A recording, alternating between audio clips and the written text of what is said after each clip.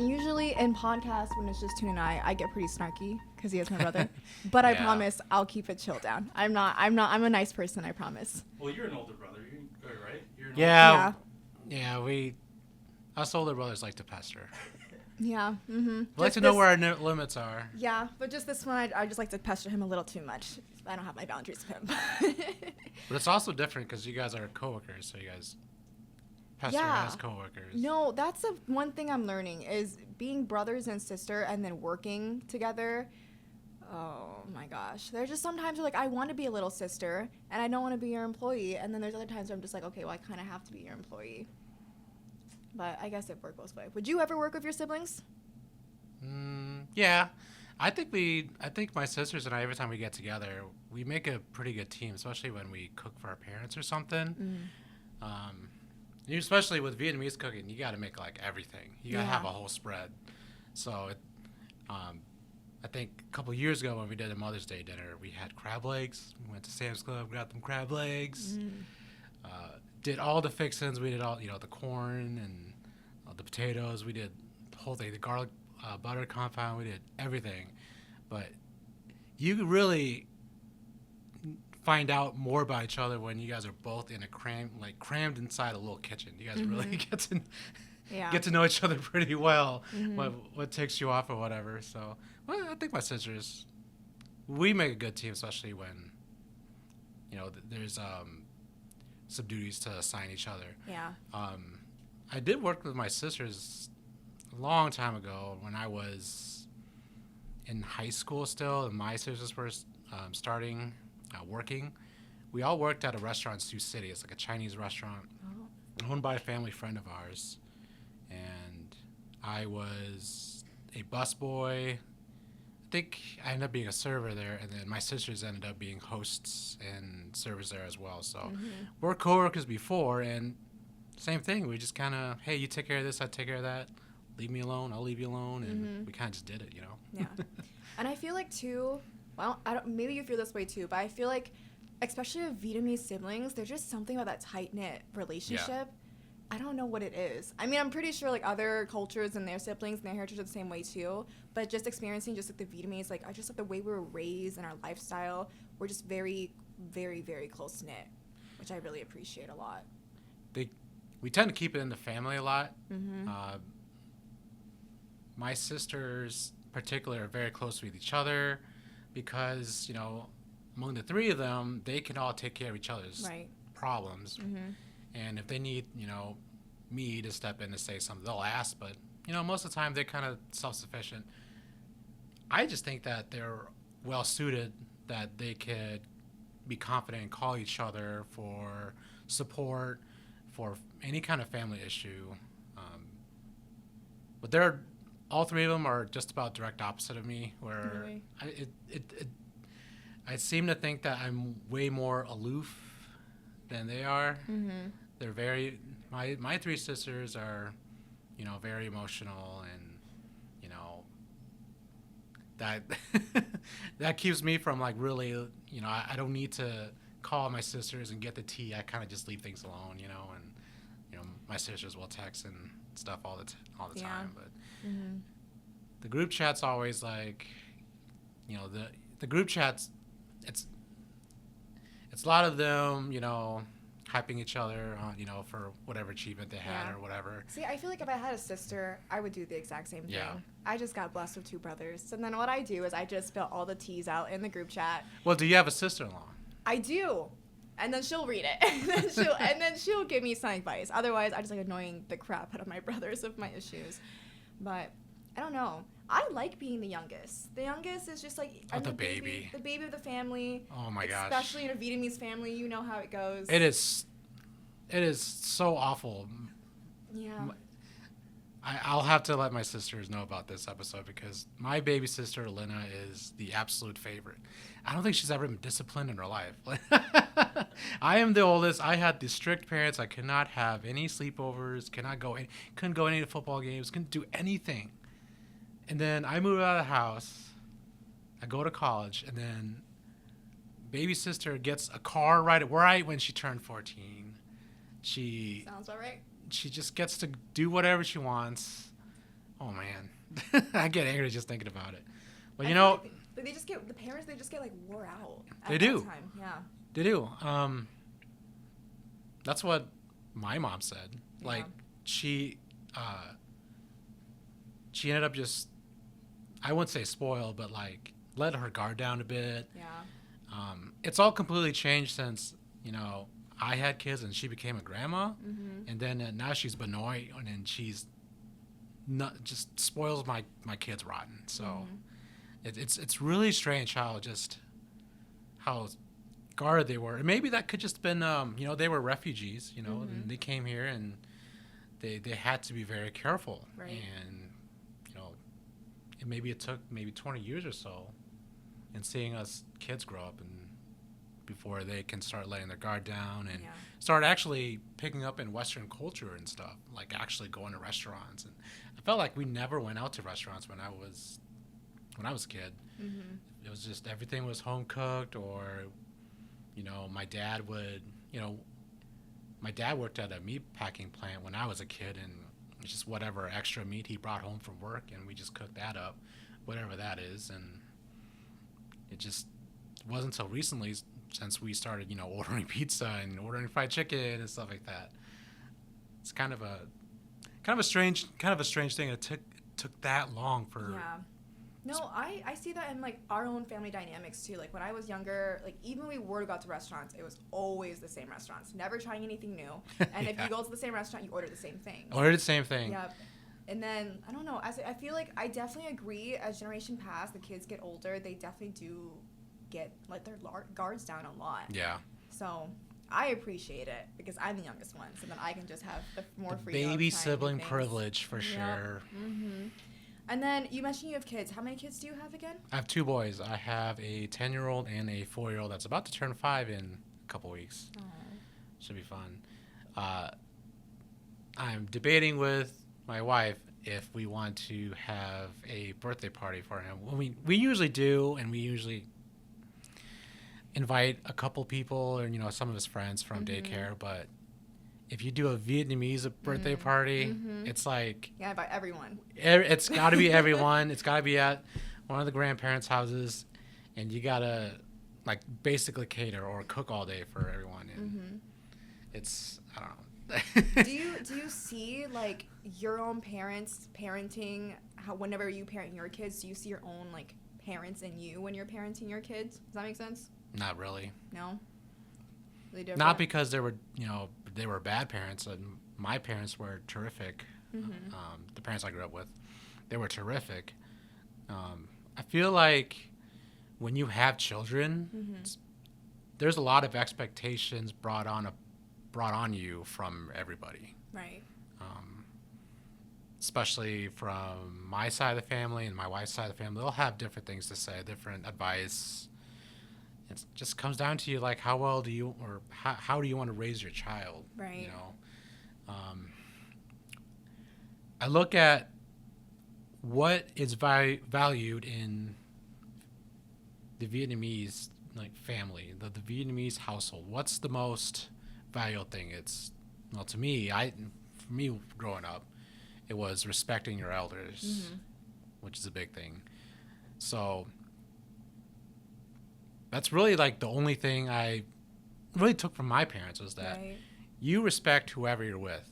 You, whether you're with a cousin or my sisters or Benoit on Noy's house, like you listen, right, and you respect them. Seeing like when I was growing up, when you go to a friend's house or whatever, and you see how these kids and your friends, how they treated their parents, cussing at them and saying shut up and stuff. No, I'm like, that wouldn't work in my household. No, my coworker, she's Filipina, and we were just talking about this just a couple days ago. You go to your friend's house and they're like addressing their parents by like their first name, or just like to me, like that would have gotten me like slapped or Yeah. told off so quickly. Yeah. Or I remember when I was little, whenever I went to like another Vietnamese family that I didn't know quite well, my dad would always make me like quan tai jiao, like always cross your hands and bow down. That's not the thing in American. They're really informal of each other. Very informal. Yeah. Do you take your shoes off when you go to? Yep. I do too. Mm-hmm. Yeah. I do too, and I think it drove my father-in-law crazy when I would go to their house. I would take my shoes off, and it's always by the door, you know. And you take my shoes off, put it by the door, and he just gets angry and even when they throws tell it in you the like closet. just keep it on, like I still feel so uncomfortable. I can't do it either. I can't do it. Another one of those Vietnamese or Eastern culture versus Western culture.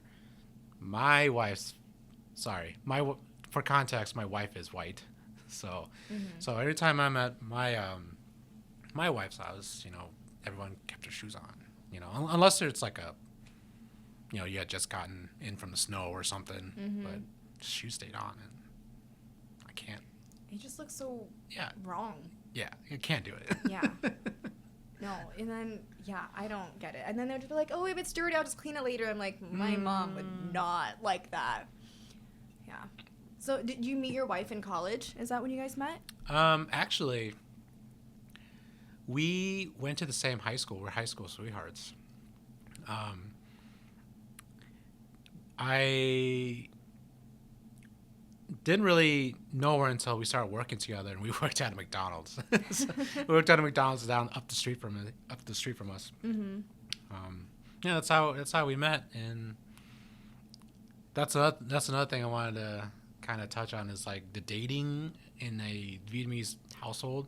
I think I kind of got away with it because like I'm a guy, but you know. Did your parents ever have like expectations like of you bringing home like a Vietnamese girl? I think my dad always joked about it, but I don't think he really like anticipated me like dating. I'm the least Vietnamese person, really. Like I did not go and buy the most expensive car I could afford. You know, I don't smoke. I don't drink. I don't gamble. I don't know. I like to say I'm largely my own person, but when you start getting past all my personality and everything, I am Vietnamese, and it took me a while to really understand that. Even like today, I have to remind myself, oh, I'm Vietnamese. You know, I don't speak the language all the time. I can definitely understand and speak it. You know, if just the other day I was at Target and I could hear in the corner,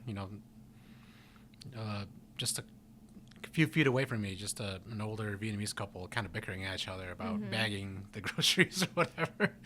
Just kind of. Sure that wasn't our parents. Yeah, just like, yeah, it's just like, oh crap, I just understood that, and it's like, oh yeah, I'm Vietnamese, and just kind of been living in my own world, but it's kind of how Sioux Falls has been, and yeah, I will say there was. Did you see that Don Ho was coming to Sioux Falls? He so Don Ho is like a singer. He's almost like a Vietnamese like crooner. Like he sings these folksy love songs, I believe. I used to see him on like all these Vietnamese posters when I was a kid. Yeah. Excuse me. I've actually haven't heard a single song, but I know he's famous. So. Yeah. No, when we were younger, we had a bunch of Paris by Night discs that we would always buy because our parents were obsessed with it. I only watched it for the comedy acts that was in between. Yeah. And his music was always on one of the discs. At least one performance was always on. He's very famous. Yeah, it's insane. And it's insane how they could bring him to Sioux Falls, which, yeah, I don't know. That would be the biggest Vietnamese party when he comes. Yeah. And it's free. Vietnamese people love free things. Oh yeah. Yeah. That's gonna be the definitely the biggest Asian party in the Midwest when he's here. I was disappointed because so the group that's putting that on is the Sioux Falls Vietnamese Association. They usually do like a lunar festival every year. Yeah, they didn't do one. They didn't do one this year, and I was like, oh man, that sucks. And the organizers say, hey, we have something else cooking, you know, just wait. Yeah. But I feel like in like definitely the Midwest, we don't celebrate the Mid-Autumn Festival as much as we do Lunar Festival. No, just lunar. Yeah, because I don't remember we doing anything when we were little for the Autumn Festival at all. Besides like buying those like Mid-Autumn cakes or whatever you'd buy at Tai Mai, the grocery market. The moon cakes. Yeah, and that's about it. But Lunar New Year, that was always something. You always did something for it. Man, that just like unlocked a weird memory of mine. I used to remember putting these yellow flowers on like a tree branch. Oh yeah. We would decorate in these yellow blossoms or something, and I don't know what that meant. I remember cleaning a lot. I guess as I was very ignorant on what we were doing. I knew we were like observing some kind of holiday, but I didn't realize until just like recently that it was an extremely important part of our culture. Yeah. You know. I remember my mom, she would always, when that comes around, she would make those like little banana rice cakes, those pantek, those banjung, and then cleaning the house. Yep. As if it's a religion. And then, yeah, that was always, we never celebrated big, but it was always something in the house. I feel like that's all holidays too. I feel like how Vietnamese people celebrate holidays is by cooking. Yeah. And you know it's a holiday if they're cooking. Yeah. Yeah, just any kind of occasion, it's cooking. Even July 4th. We don't even celebrate, like, Vietnamese July 4th is not even a big thing, but we still cook a bunch. Like, I think yesterday I went to, my mom made, like, a whole entire feast in the morning, and I went to my friend's house, and then she made, like, a whole plate of bun sao, and I'm just like, and then I asked them, are you guys doing anything for July 4th? I'm like, no, not really. Bun sao is probably my favorite Vietnamese dish. I have a funny story. There's I think it's a Cambodian restaurant in Minnesota. I think it's still there. And I was on lunch break from work, and I decided, hey, I'll just stop by this restaurant. And so I walked in there and sat down, looked through the menu. They have their own version of bun sao. And I ordered it. I was the only one in the store, so my food came out pretty quick. It was like within 2-3 minutes. And a plate gets dropped on my table, and it's huge bun sao, and it's stuffed full of bean sprouts. and just stuffed full of it. And I'm like, holy cow, it's like the biggest bun sao like omelet I've ever seen. I had to like scoop a little bean sprouts out, and the cook in the back, I just glanced at him because I could see him in the corner. You can see the cook through the window. And I see him, he's looking at me, and he has this big old smile on his face, like just smiling. And I'm like, well, that was weird. So I just continue. I couldn't finish it because there was just so many friggin' bean sprouts on my plate. So I go up to pay the ticket, and the cook comes out, and he's like, hey, man, I knew you were Vietnamese, and I know Vietnamese people really like bean sprouts, so I gave you extra bean sprouts. And I was like, oh, well, not that much, but I mean, it was very good. He was very excited to see a Vietnamese person come in. He was like, I wonder if I made his day just being there and eating the crazy amount of bean sprouts on the bun sao omelet, which is not even the best part. The meat filling's the best. Yeah, and there's shrimp in there too, right? Usually, it's shrimp and pork. Shrimp and pork. Yeah. I usually like cut it all up, put a little pepper on it, and then those like rau rum or whatever, and then wrap it up in lettuce or spring rolls. Those spring rolls are up. I just drench it in the nook jam or whatever. It's like the perfect mix. Yeah. Man, would love it. There's something about Vietnamese fish sauce, like just like the delicate taste and the savoriness. I just feel so everything. There's different kinds of fish sauce. That's true. So I get the fish sauce has the 3 crabs on it because it's like the most light, and probably like if I were to add it to a dish to add savoriness, I don't overpower it. Yeah. I guess that's one thing I've learned with, being Vietnamese and growing up and cooking on my own is I don't really like sweet. I tend to appreciate the savory, and so I like the umami. I like the fish sauce. I like the MSG. Yeah. Put that all in my food. It's in everything. MSG's on everything, people. If you're listening, it's in your ranch dressing. It's in your Doritos. It's in your Cheetos. You're eating it, and you love it. You know what's so funny? There was a customer, because I work at a boba/ramen shop called Tai Chi, and there's a customer that came in the other day, and she asked if our food contained MSG. And, it took, our whole entire cook to be like, maybe? I don't know. What answer do you want to hear from us? Didn't that whole MSG thing, wasn't that, the early 2000s or, 2010s where people were just going crazy about it?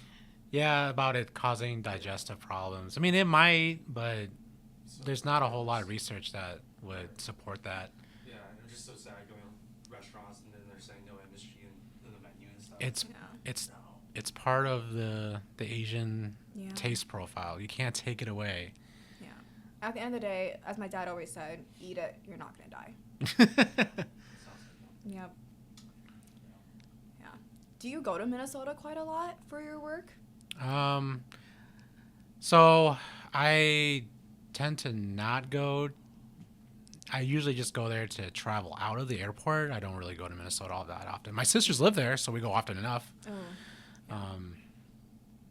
My sisters and I and my family went to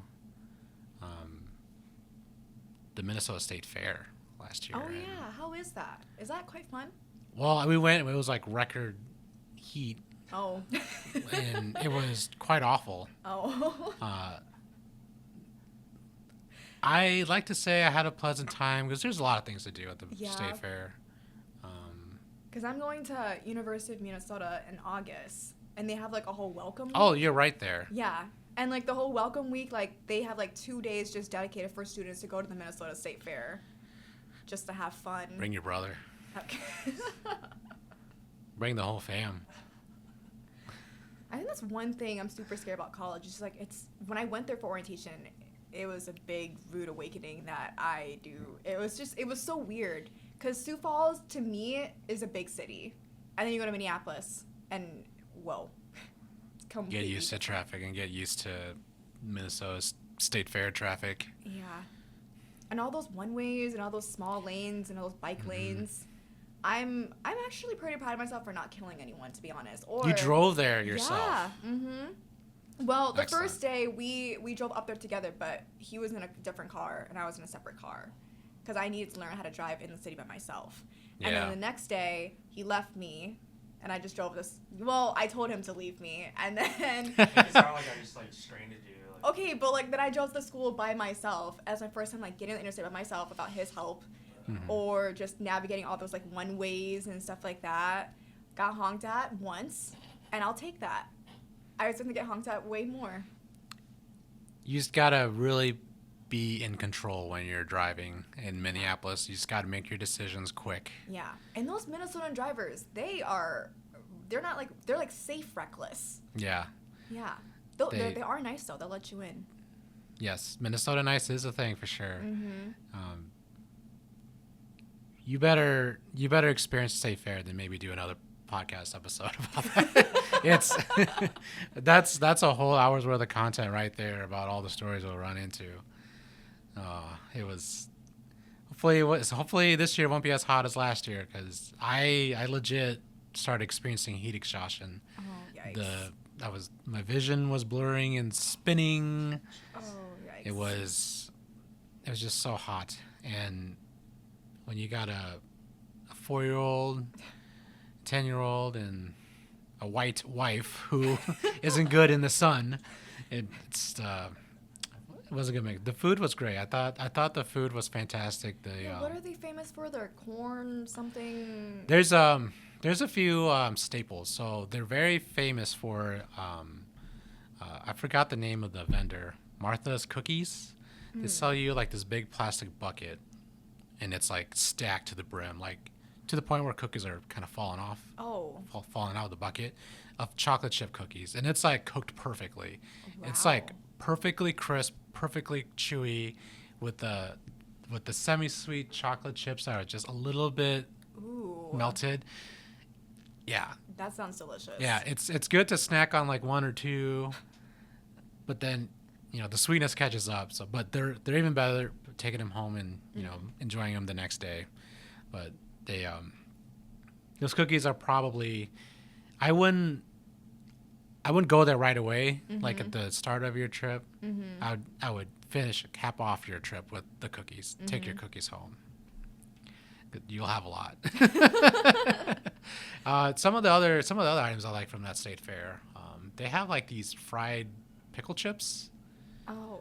I thought that was amazing. Long line. Yeah. Most of these food vendor lines is pretty long. There's like a food court in the middle of the fair. It's kind of indoors, I believe, and there's a mix of different vendors.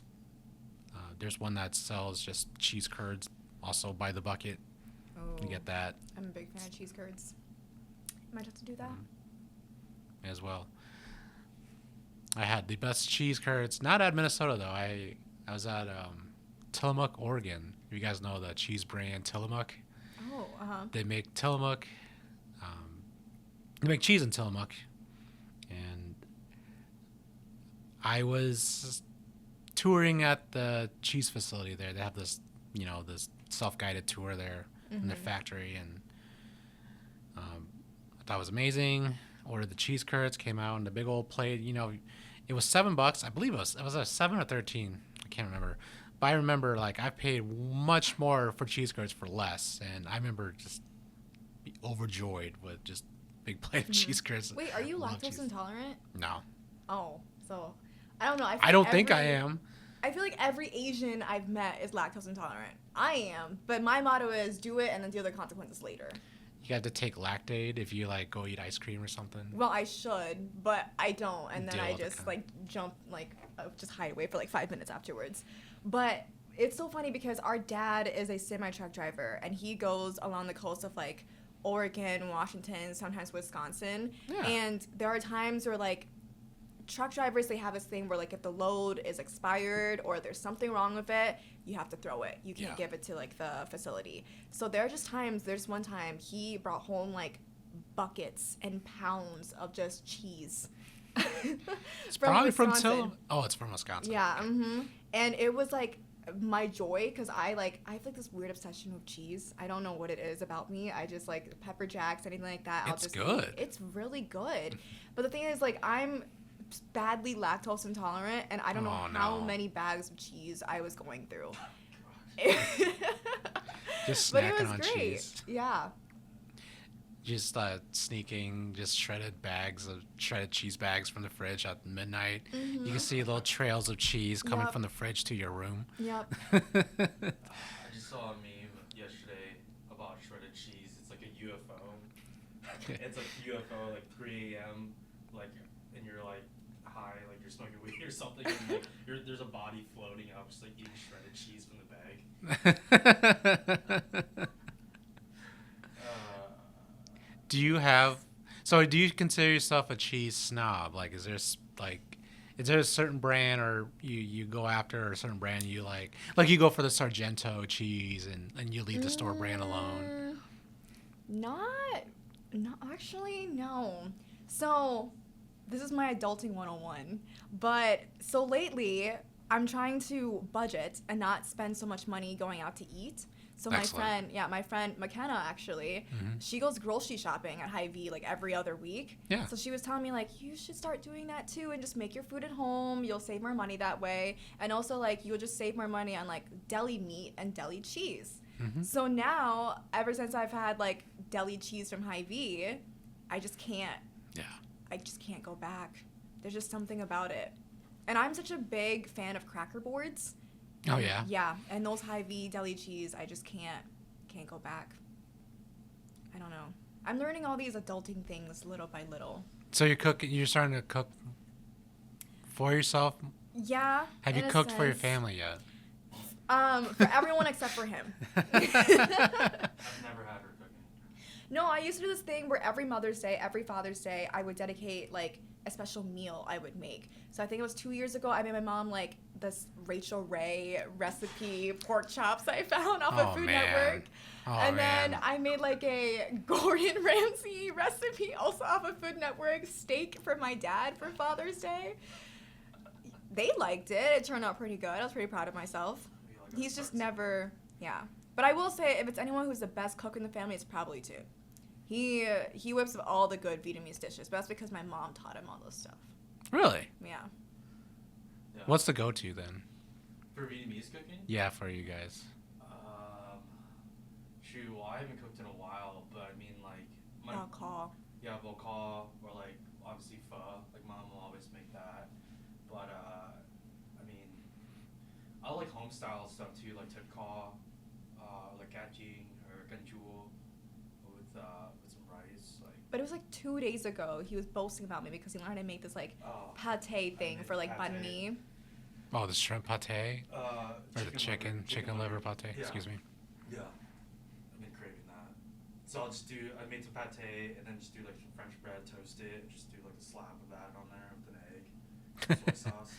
That's good. It's a spot. See, I feel like eventually, especially with me going to college like 3.5 hours away from home, I'm gonna start craving these home cooked meals, and then eventually I'm gonna turn into wanting to cook and all that stuff, which is probably a good adulting thing for me.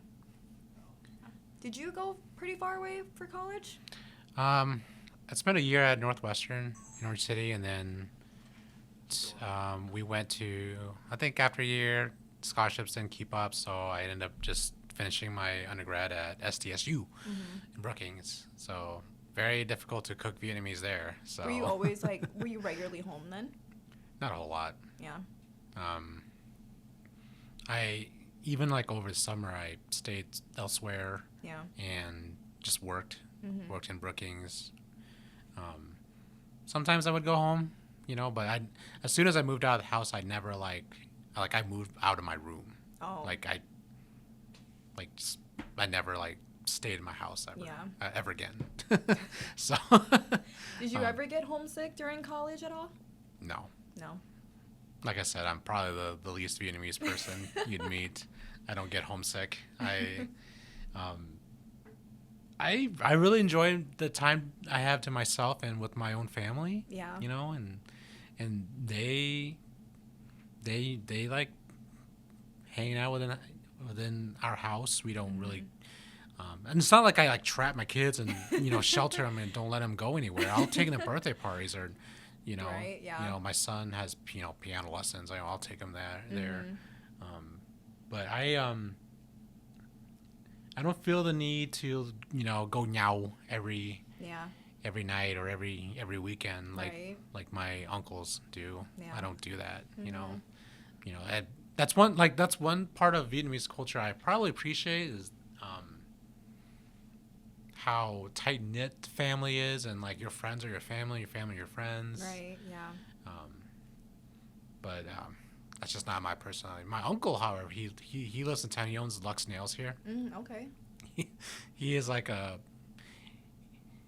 he's like a social butterfly. It's quite something. He as soon as he moved here, he made all these new Vietnamese friends from Sioux Falls. And I'm like, holy cow, I've been here 10 years. You've been here 2 years, and you have all these Vietnamese people coming to your house already. Yeah, I mean, he's like, oh yeah, I met this guy at the casino. I'm like, okay, well, that's great, maybe. I will say, Vietnamese people, they're really easy just to get along with. They are. Yeah. I feel like even Vietnamese people I've never even seen before or whatever, the second you start talking to them and they realize you can speak Vietnamese, all of a sudden you're family to them all of a sudden. Yep. Which I really like you're that. You're suddenly someone that they can trust. Even my wife, who doesn't speak any Vietnamese, she actually took my last name, so she actually is known as a Nguyen, and she used to work at a bank, and she would have customers come in, and she would have Vietnamese customers, but they always prefer to talk to her because, even though she doesn't speak Vietnamese, but she had Right. that Vietnamese last name, so there's kind of like that safety. You know, you're someone safe. You're not gonna take my money. You're not going to cheat me out of my money or whatever. And that's it's being Vietnamese has its perks. I remember my wife and I, when we went to Vegas, we stayed at the Cosmopolitan, and we went in and, to check in our room, and the receptionist was actually Vietnamese, and she had seen on our reservation that we have last name Nguyen. Yeah. And she's like, "Oh, let me put you in a good room." And she gave us like one of the honeymoon suites or whatever. It was great. It was probably the first time I felt like, wow, being Vietnamese actually paid off. Yeah, no. Or like, well, yeah, because the Asian market, Tan Mai, our family has just been like really good, close friends of her all the time. Oh, yeah. Yeah. So it's just like, it feels so nice just walking in there sometimes, just grabbing like a drink off the shelf and just walking out and not having to pay. Yeah. Or just like random like things like that. I really do like how the Vietnamese community, like they're really tight of each other. Even when I went to Minneapolis for school for just like orientation days or like stuff like that, you can always tell like once people figure out that you're Vietnamese and they're Vietnamese too, like the mood, the dynamic just changes. It's almost like a sigh of relief with them because there's all this, especially in America, it's there's all these strange things, and it's almost like a sigh of relief when there's someone Vietnamese here. That's largely why I think that diversity is such an important thing in the workplace, which I hope we kind of get to talk about is being Vietnamese in the workplace or. Yeah, how do you feel that has? Because you're a photographer. Yeah. So how do you? What does that look like for you when it comes to diversity? When it comes to photography in your work? There's a couple viewpoints. As a male, as Vietnamese, as someone that's Vietnamese, there are probably some of the best photographers I know are Vietnamese. That's probably some of the inspiration I get from honing my craft. Yeah. A lot of inspiration. Large part of Asian culture is actually photography. If you know, right. With the camera manufacturers being from Japan and everything. Right. It was always, photography is always something around you that, when, especially in Asian culture, there's always someone videotaping something or taking pictures. Right now it's, everyone's phones or someone's live streaming or something when you're out with a Vietnamese family. But it was something I was always kind of around was photography, and I developed an interest for it when I was in high school. It didn't really take. I didn't really like try to go after and buy my own camera until like 4 or 5 years afterwards. And then hobbyists, just take pictures here and there for 3 or 4 years. I would just take pictures, and maybe someone needed their engagement photos taken. I would just do it for a few bucks or whatever. And but there was something that I discovered when I was doing paid work, was that there are a large number of Vietnamese households that would rather work with just Vietnamese photographers or other Vietnamese workers. Right. So that was like revelation number one, was that, holy cow, if I'm like the only Vietnamese photographer around here, I can, I'll get most of the Vietnamese work. So that's kind of been where I'm at. I mean, it's kind of how we found you guys for our headshot too, because you're like, oh, perfect, Vietnamese worker. We wanted someone that could kind of relate to us. Yep. Yeah. I totally understand that. Yeah. Too. So that falls back on, a few senior photos I did last year were from, Vietnamese families, and way more comfortable, reaching out to me, or they're way more comfortable with their kids reach out to me. Right. Back then, I mean, I didn't think I was in the minority, but I was the one that organized my own senior photos and everything like that. And I think half the time it's usually the parents that organize it and, doing like senior photos, which I actually prefer senior photos because they're very chill. There's just it's one-on-one. Right. I direct the senior to through the shoot. Not as stressful as weddings. I specifically avoid weddings, and when I get asked, I usually refer to someone else. Even engagement photos, that can be kind of tricky because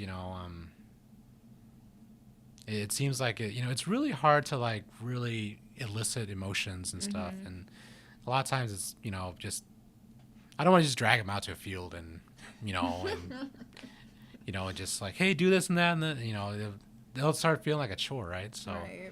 But eliciting emotion is like a large part of my photography. Is really making you show that. You show it a lot in your eyes. You show a lot in your face. If you're having fun taking photos with your photographer, during your session, it really shows in the end product. And a lot of people can recognize, oh, you're really happy. These photos look so great. Easier to do that when you have you're someone Vietnamese working with a Vietnamese client. Easier to do that.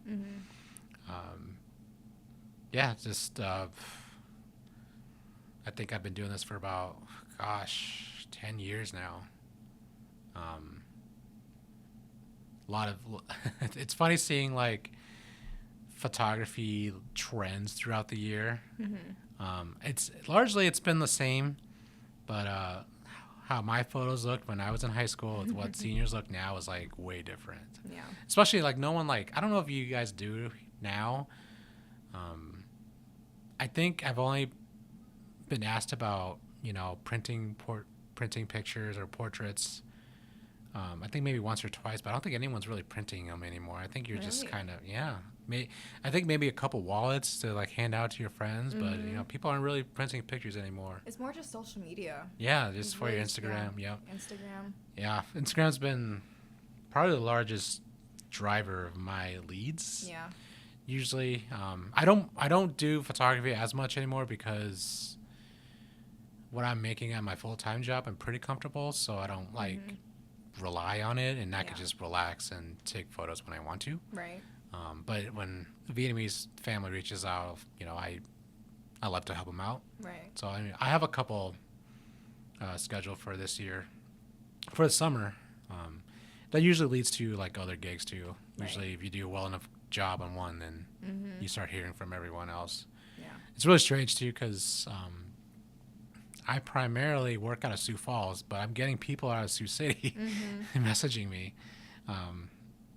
Sometimes it works out, sometimes it doesn't. I'm happy to drive down there and take photos. Right. But that's. Sometimes I do feel like that stereotypical Asian dad, with the camera and at Disney World, and with the camera around me, But I hope that's not what people think of, what an Asian dad would look like. It's just someone that carries around their camera. Well, that's what our Asian dad looks like. So. Walking around. Oh man, I nailed it. Walking around with the camera. Markets, anywhere. They carry the camera everywhere. Yep. It's like I said, it's a large part of Asian culture is just having a camera and taking photos. I hope your dad recognizes that if it's not like a professional camera, like his phone can just take as good of a picture. He does that. Yeah. And then going back to your saying of like Vietnamese people working with Vietnamese people because they're more comfortable, I totally agree with that. But then also I feel like when it comes to like works like photography or storytelling or whatever, I honestly feel like minorities do it best because there's always a story to tell. Like minorities, there's always like a rich heritage and a rich background behind them, whether that's with them in themselves or their parents or just like their ancestors and all that stuff. Like there is always a story to tell, and that is influenced and like based off of their work. Yeah. And then going into that, like,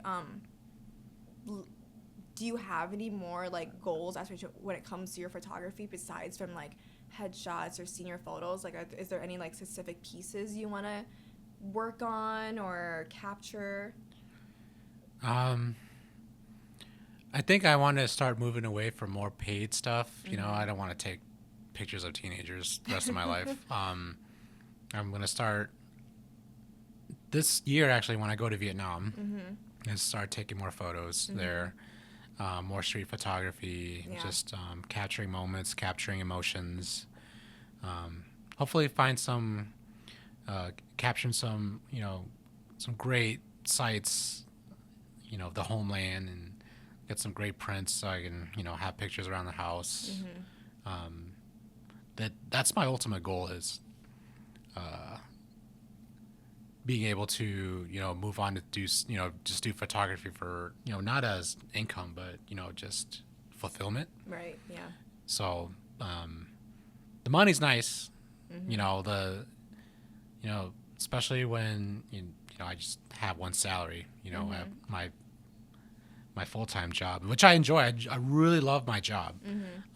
But there was a summer where I marketed very aggressively with photography, because I was hoping to make some money for our second child coming up. And it got to the point where I was booked really nicely. I was booked, you know, every weekend that summer, but the hour or 2 hours I spend with the client each time I would go on the shoot, you know, that would take that evening of me being out, being away from my family, and then the subsequent nights and evenings where I would be at the computer or laptop, you know, editing photos. Yeah, it's a lot of time. And then the correspondence back and forth, you know, and then booking the other sessions. It's a lot of time. Yeah, a lot of time. So. For my photographer friends out there, I'm here for you. You know, the amount of money they charge, it's a ton of their time. So it's not just, you know, them just unloading photos from their memory card and just you know, editing a couple things and throwing on it's a lot of fine tuning. Yeah, no, I agree. The last couple of weeks, too, made me like edit all of our video stuff for our video podcast, stuff like that. Yikes. Yeah. I think I spent a good 2 weeks just doing color stuff and just editing and all that. It takes a while. It's like a lot of time. And that's just me working 4 hours a day on it. And I was doing 2 weeks of it. It's, a lot of attention to detail. And a lot of times you would edit, you know, a photo or edit video or audio, and then you go to sleep and you wake up, you go through it again. Oh, you missed something. You know, like, oh man, I missed that outlook, or I missed that, you know, that blemish on her face. You know. Yeah. And that's another thing I noticed too. Like, I'm pretty careful of like my attention to detail, but then I dabble into stuff like this, and then I realize, oh, I don't think I'm really that careful of my attention to detail. Like, there's so much, like the small, like tiniest thing that you could miss, and it could change everything. A lot of times, you would get colorblind when you're editing photos, and sometimes it's like I have like a knockout session with the client. Like, the photos are fantastic, came out, the lighting was perfect, and I'm editing them like, oh man, I'm ready to send this now. You're working through, you blaze through the photos, you got everything edited. You know, photos are fantastic, and you go to sleep, you wake up, and oh my gosh, the white balance is all off. I can't, you know. Spend some time on your product. You know, be the attention to detail. That's what I would tell other photographers is, you know, like, if you work on your photos, don't send them out right away. Wait a couple days, you know, and your eyes might not catch everything. It's like writing a paper. It's like, it makes sense, like, the 2 o'clock at night when you're reading it. Yeah. And then you try to read it again the next day. It's like, oh, that make no sense. Yep, that's me procrastinating all my papers when I written. And then your trip coming up to Vietnam. You excited for that? To be honest with you, I'm very anxious about it. Yeah. Do you have family back in Vietnam that you guys are visiting? Yep. I'm really only anxious about like the flight over there. So it's a very aggressive schedule because we're actually leaving the States on Christmas night. Oh. Yeah. So, Wow. but it's not a big deal because my entire family will be with me. So we're all just spending we'll all be spending our Christmas night at an airport terminal in Seattle. So, we'll probably do something cute, like, Yeah. or maybe we'll open our presents ahead of time or whatever. And then we fly out. It'd be kind of a fun. The itinerary is pretty fun. We'll fly from Minneapolis to Seattle to Taiwan, Oh.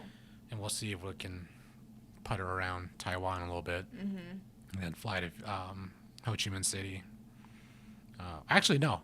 Excuse me. We're actually flying to Phu Quoc Oh. the first week. This is like that island resort they have on the western coast of Vietnam. It'd be a good transition because they're more. I was looking at some of the photos of that little island, in the resorts. It's very westernized, so I think it'd be a good transition. Hanging out on the beach and living the resort life for about a week, and then we either ferry or fly back to the mainland, and go on from there, and then spending a couple weeks at my mom's city, which is Rakia, which is right across from Phu Quoc, and then from Rakia we'll go back down to what we call Saigon, and then we have there's a small village my dad grew up in. We'll spend some time there too. But I imagine it's going to be a lot of perusing around night markets. I don't know, singing karaoke or something. I don't know, like it'll be my first trip. My sisters have gone there many times. I haven't. For whatever reason, I never went. Yeah. I've always asked my parents, like, how come you guys never took me with? And they're like, we never thought you liked Vietnam. It's like, okay, well, you never asked. Yeah. 10 minutes till the top of the hour, so Okay. we get some final questions. Yeah. Well, I guess there's a final question I do have. I remember going back to the sympathizer a little bit.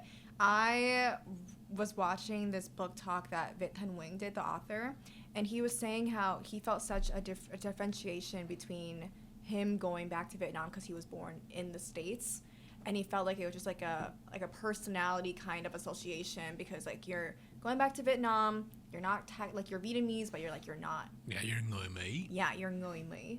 Like, what's your opinion on that, especially your trip coming up? I don't really hold expectations. Like if I'm out on the street now, if I'm around a bunch of Vietnamese people, some Vietnamese people might get, I'm taller than most of them. A lot of them are kind of intimidated by me and might not know I speak their language, and they can't understand them. I don't really hold anything against them. They've been through so much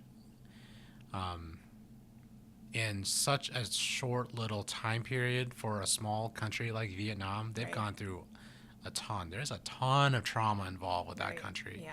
And it's really beautiful to see, every time you see Vietnam, they're always like trending on, travel YouTube channels, and it's amazing. They're always so happy. The natives will be super happy. They demonstrate the livelihood of the city. It's always hopping. There's parties going all the time. You would have not known that a civil war ravaged that country. Right. And it was like you would have not known that they've experienced all that trauma, all the war crimes that have occurred in their country, and what it took for them to finally be united. Right. You wouldn't know. Yeah. So, and there's still a little bit of uneasiness if a foreigner comes into their country, Yeah. But you will never see a country more united than Vietnam right now. Yeah. You can kind of see that when COVID happened and how they took care of business. They got everyone socially distanced. They kept, they didn't have to experience, their the elderly, dying in a nursing home. They were living upstairs with their parents or at their children's houses. Yeah. They didn't really go through. I mean, I'm sure there were a good amount of infections and deaths from the from COVID, but man, they were admirable with their response. You know, everyone was compliant. Everyone wore masks. You know, everyone was super compliant. And, you know, around here, not really, but a little different here. It's a little different here. But Yeah. in Vietnam, they took care of business. Yeah. Yeah. I think that wraps it up a little bit. Before we end the podcast, is there anything left you want to say or share? You can reach out to me at Brock Nguyen Photo. I'm on Instagram. If you guys want to reach out to me, I'd love to talk. You know, check out my photography. If you see me in Sioux Falls, you know, have a chat, message, send me a DM. Love to network with more Vietnamese folks out there in Sioux Falls. It feels like I'm here. You know, I'd love to chit chat. You know, but don't invite me to any yowls or anything. You know, I'm not gonna. I like the chill small group stuff. So. Yeah. Thank you so much for your time.